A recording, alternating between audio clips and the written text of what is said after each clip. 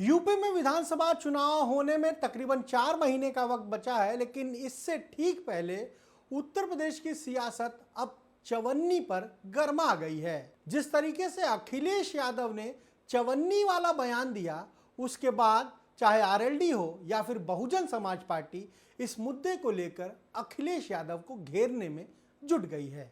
BJP भी इसमें पीछे नहीं है।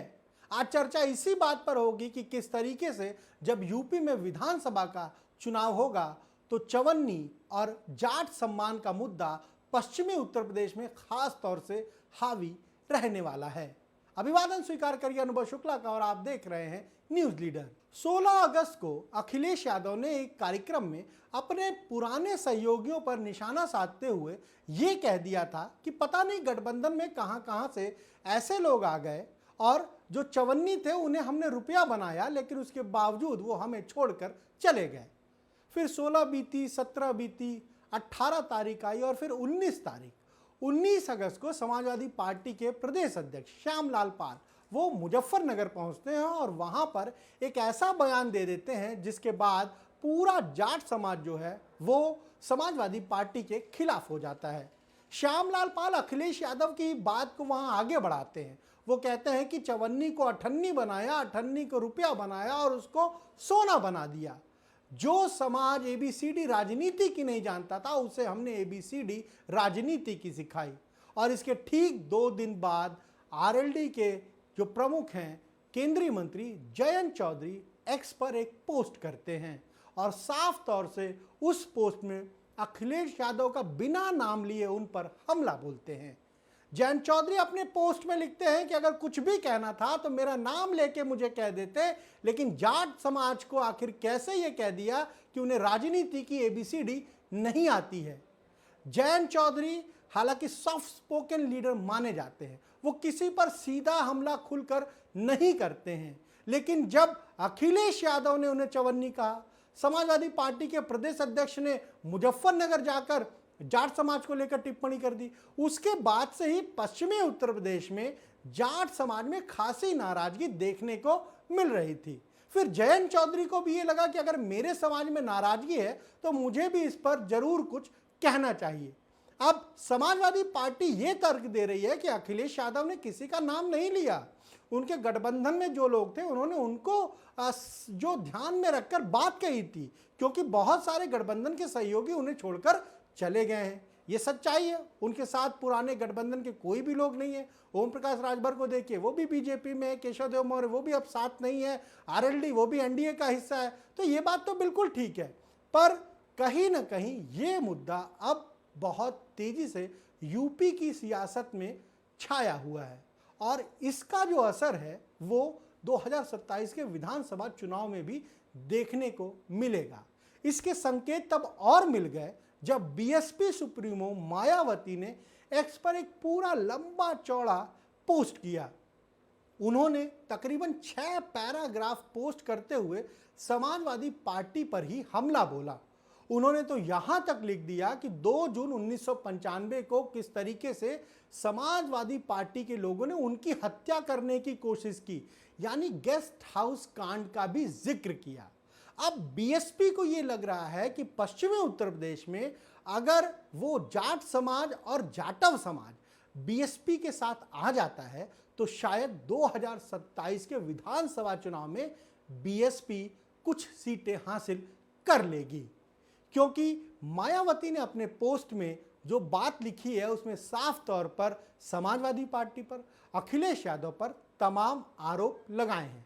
मायावती ने यह भी कहा है कि जब 2019 के लोकसभा चुनाव हो रहे थे तब अखिलेश यादव उनके पास गए थे और ये कहा था कि पुरानी बातें समाजवादी पार्टी नहीं दोहराएगी, यानी पहले जो हुआ बसपा के साथ वो नहीं होगा, और इसीलिए मायावती ने उनके साथ गठबंधन किया था। लेकिन उसके बाद उन्होंने जब देखा कि अपमान हो रहा है तो गठबंधन तोड़ दिया था। पर यह भी सही है कि उस गठबंधन का सबसे ज्यादा फायदा बीएसपी को ही हुआ था। जो बीएसपी 2014 में कोई सीट नहीं जीत पाई थी, उसने 2019 के लोकसभा चुनाव में 10 लोकसभा सीटें जीती थीं। समाजवादी पार्टी तो केवल 5 सीट ही जीत पाई थी। उन्होंने इस बात का भी जिक्र किया है कि जब पहली बार सरकार बनी थी समाजवादी पार्टी के सहयोग से बसपा की, तब भी किस तरीके से गठबंधन में डिच किया गया था, यानी गठबंधन में कहीं ना कहीं उनके साथ धोखा हुआ था। और ये भी लिखा है कि समाजवादी पार्टी लंबे समय से यही उसकी कार्यशैली है, जो उसके गठबंधन में जाता है उसको समय बीतने के बाद या फिर जो उनका काम है वो निकल जाने के बाद वो गठबंधन से आउट कर देते हैं। वेस्टर्न यूपी बहुत महत्वपूर्ण है, इसीलिए जयंत चौधरी या फिर बीएसपी सुप्रीमो मायावती वो इतना अटैकिव तरीके से सपा को घेर रहे हैं, इतना एग्रेशन उनका नजर आ रहा है। क्यों, ये हम समझ लेते हैं।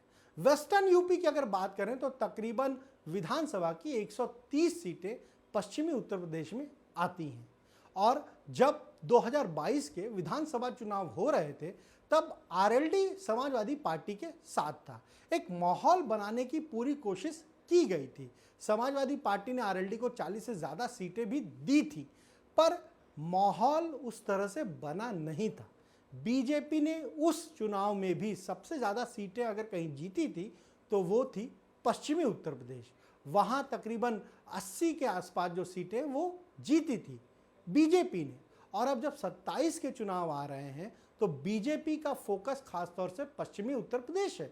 इसी रणनीति के तहत 2024 के लोकसभा चुनाव में बीजेपी ने आरएलडी के साथ गठबंधन किया, उनको अपने पाले में ले आई। और अब आरएलडी के सहारे बीजेपी को ये लग रहा है कि जो 80 सीटें हम जीत पाए थे वो हम इस बार 100-110 सीटें सिर्फ अकेले पश्चिमी उत्तर प्रदेश में जीत सकते हैं।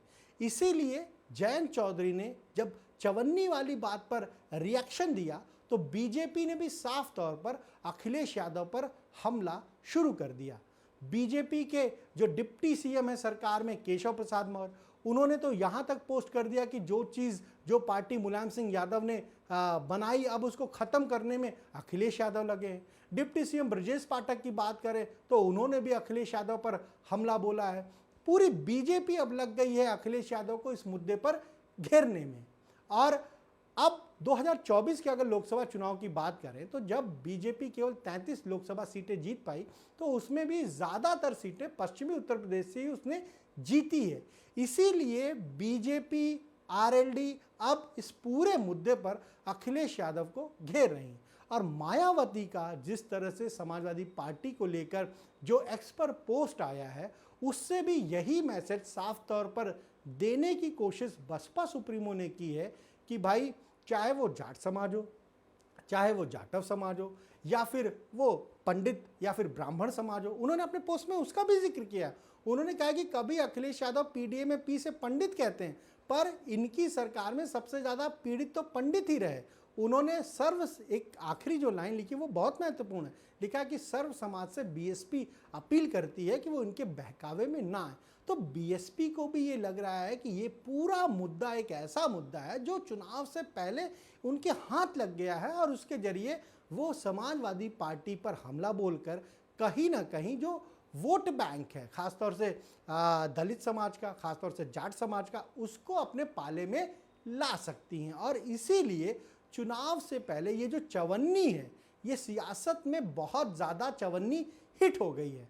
हाँ, शिवपाल यादव ने ज़रूर 2 दिन पहले एक्स पर एक पोस्ट करके ये बताया था कि भाई मुलायम सिंह यादव कितना सम्मान चौधरी चरण सिंह का करते थे। उनके नाम पर कई इंस्टीट्यूट बनवाए, कई योजनाओं की शुरुआत जो है उनके नाम पर की गई।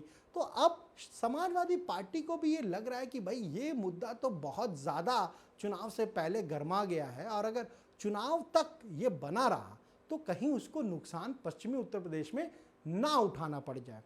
कांग्रेस का सहयोग ज़रूर है अभी तक समाजवादी पार्टी के साथ, पर पश्चिमी उत्तर प्रदेश में आप देखिए वहाँ जो सांसद हैं इमरान मसूद सहारनपुर से, उनकी और समाजवादी पार्टी के विधायक आसू मलिक की जो नोकझोंक हुई है वो भी साफ तौर पर ये बता रही कि भाई ये तो आपस में इनकी बन नहीं रही है।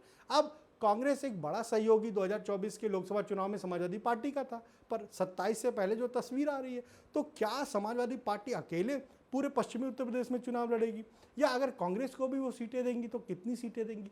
यही सारी चीज़ें हैं। अब समाजवादी पार्टी के भीतर भी शायद इस बात को लेकर मंथन ज़रूर हो रहा होगा कि कैसे इस पूरे मामले का द एंड किया जाए, क्योंकि अगर ये मामला लंबा खिंचेगा और कोई भी समाज इसे अपनी अस्मिता से जोड़ लेगा तो इसका नुकसान किसी भी पार्टी को चुनाव में ज़रूर उठाना पड़ सकता है।